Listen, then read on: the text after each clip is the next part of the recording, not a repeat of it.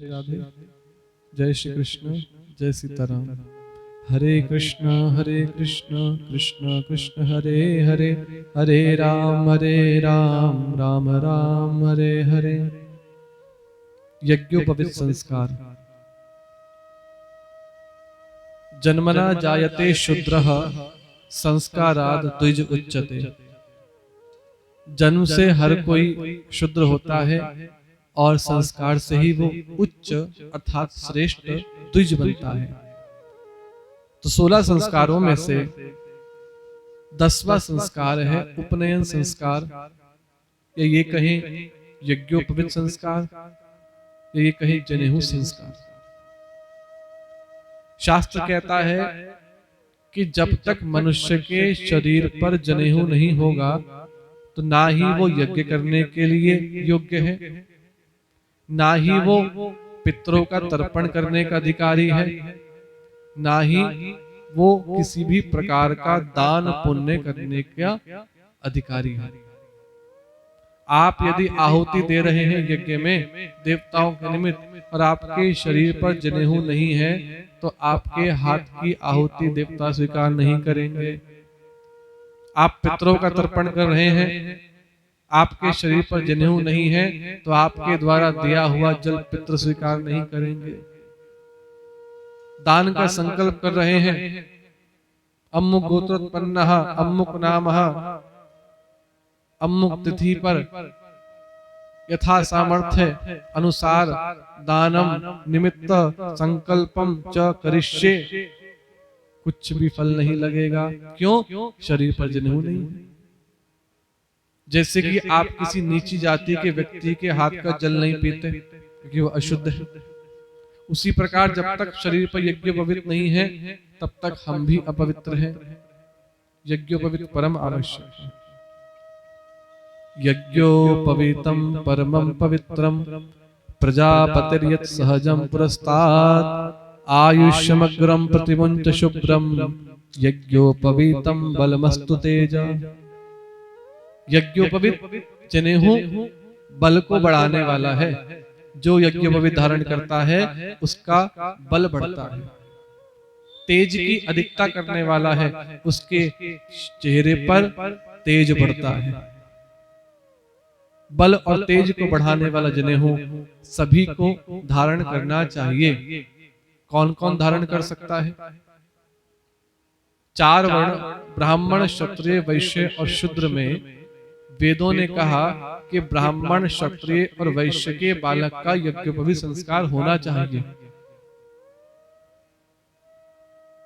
ब्राह्मण का बच्चा बालक जब 8 साल का हो जाए तब उसका जनेऊ हो जाना चाहिए। क्षत्रिय का बच्चा 11 वर्ष की उम्र में और वैश्य के बालक का 12 वर्ष की उम्र में यज्ञोपवीत संस्कार निश्चित रूप से हो जाना चाहिए। और यदि ये वर्षों में ना हो पाए तब 16 वर्ष में ब्राह्मण के बालक का यज्ञोपवीत हो जाना चाहिए। 22 वर्ष में क्षत्रिय के बालक का यज्ञोपवीत हो जाना चाहिए और 24 वर्ष में वैश्य के बालक का यज्ञोपवीत संस्कार हो जाना चाहिए। अन्यथा उसके बाद वो गायत्री मंत्र को जपने का अधिकारी नहीं है। यज्ञोपवीत संस्कार आपने देखा होगा कई लोगों को जो शरीर पर बाएं कंधे पर जनेऊ धारण करते हैं। जनेऊ में 3 धागे होते हैं। प्रत्येक मनुष्य पे 3 ऋण होते हैं, देवताओं का, पितरों का और संतों का। ये 3 धागे 3 ऋणों का प्रतीक हैं कि जब तक आप इन 3 ऋणों को नहीं चुकाएंगे तब तक आप मोक्ष के अधिकारी नहीं हैं।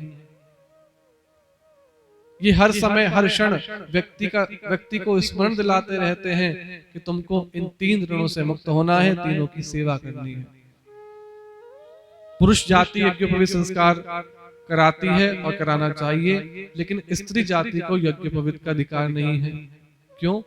क्योंकि स्त्री में हर माह मासिक धर्म होता है, अशुद्धि होती है, जिस कारण से स्त्री का जो यज्ञोपवीत है वो उनके पति को ही धारण कराया जाता है। आप देखिएगा, विवाह से पहले एक जनेऊ पहना जाता है और विवाह के बाद 2 जनेऊ पहने जाते हैं, एक अपना एक अपनी पत्नी के नाम का। क्योंकि कल को कोई स्त्री, कोई पत्नी ये ना सोचे कि शास्त्रों ने हमको यज्ञोपवीत से क्यों वंचित कर दिया, इसलिए उनके नाम का यज्ञोपवीत पुरुष ही, पति ही धारण करता है। यज्ञोपवीत का नियम क्या है? यज्ञोपवीत का केवल इतना नियम है कि हमें पवित्रता का ध्यान रखना है। जब शौच करने के लिए जाए, फ्रेश होने के लिए जाए, टॉयलेट जाए, तो उसमें क्या करना है? आपको जनेऊ को अपने दाएं कान के ऊपर रखना है। दाएं कान के ऊपर रखने के पीछे 2 कारण हैं। क्या क्या? देखिएगा, पहला कारण ये है कि हमारे शरीर में जो दाया कान होता है, इसको भी तीर्थ माना गया है। कई संतों को आप देखिएगा, जब हाथ अशुद्ध हो जाते हैं तो वो 3 बार अपने दाएं कान को छू करके अच्युताय नमः, केशवाय नमः, माधवाय नमः, मतलब हमारे जो हाथ अशुद्ध हो गए, हमने तीर्थ को स्पर्श कर लिया तो हमारे हाथ पवित्र हो गए, ये भाव होता है। तो हम जो शौच करने के लिए जा रहे हैं, मलमूत्र त्याग करने के लिए जा रहे हैं, इतने समय तक ये पवित्र जनेऊ हमारे इस कान रूपी तीर्थ पे विराजमान रहे, ये भाव होता है। दूसरा,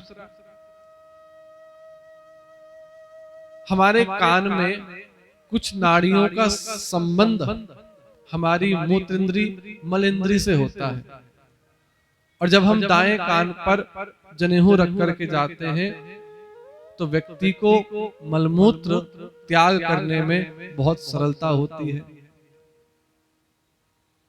मलमूत्र संबंधित बीमारियां उससे हमेशा दूर रहती हैं, वीर्य की रक्षा होती है। तो ये 2 कारण बताए गए जनेऊ को कान पे रख करके जाने के लिए। दूसरी पवित्रता का ध्यान क्या रखना है? बोले जैसे कि किसी अपवित्र व्यक्ति के द्वारा छू लिया जाए तब जनेऊ को बदला जाए, सूर्य ग्रहण पड़ा हो तो ग्रहण के बाद जनेऊ को बदला जाए, चंद्र ग्रहण पड़ा हो तब जनेऊ को बदला जाए, और 2 ऋतु अर्थात 2 ऋतु का मतलब है 4 महीने के बाद जनेऊ को अवश्य बदलना चाहिए। कभी कभी शौच करने के लिए जाए, मलमूत्र त्याग के समय जाए और कान पे रखना भूल जाए, तब भी जनेऊ को बदलना है। किसी व्यक्ति की मृत्यु के समय पर आपको शमशान घाट जाना पड़े तो वहां पर गंगा स्नान या कोई अन्य नदी हो, वहां पर स्नान करने के बाद आपको यज्ञोपवीत बदलना है। तो केवल ये कुछ ही नियम है, कोई ज्यादा खास भी नहीं है। लोग बार पता नहीं क्यों डरते हैं जनेऊ पहनने से, बोले महाराज बड़े नियम है। क्या नियम है? कुछ भी नियम नहीं, केवल पवित्रता का ध्यान रखना है और जनेऊ को धारण करें। इस प्रकार यज्ञोपवीत का मनुष्य के जीवन में बहुत महत्व है। ये बल को बढ़ाने वाला है, तेज को बढ़ाने वाला है। और वैज्ञानिकों ने तो ये कहा कि बोले जो जनेऊ पहनते हैं वो सूत्र जब हृदय को स्पर्श करता हुआ कटी तक जाता है, कमर तक, तो ऐसे व्यक्ति को हार्ट की बीमारी भी बहुत कम होती है। तो यज्ञोपवीत हार्ट अटैक से भी बचाता है। और कितना बड़ा पहनना चाहिए? कई लोग तो इतने लंबे लंबे जनेऊ पहनते हैं, महाराज उनके घुटनों तक आते हैं। कई लोग बहुत ऊंचे पहन लेते हैं। शास्त्र का प्रमाण है कि जनेऊ हमारा जो कटी, जो कमर है, यहां तक होना चाहिए, ना उससे ऊंचा ना उससे नीचा। जनेऊ संस्कार। उसके बाद आता है वेद आरंभ संस्कार। जब बच्चा अध्ययन करने के लिए गुरुकुल में जाता है, पढ़ाई करने के लिए हॉस्टल में जाता है, तब उसको एडमिशन होता है कि नहीं होता है? बिल्कुल होता है। तो एडमिशन के समय गुरु के द्वारा, पुरोहित के द्वारा बच्चे के कान में गायत्री मंत्र प्रदान किया जाता है।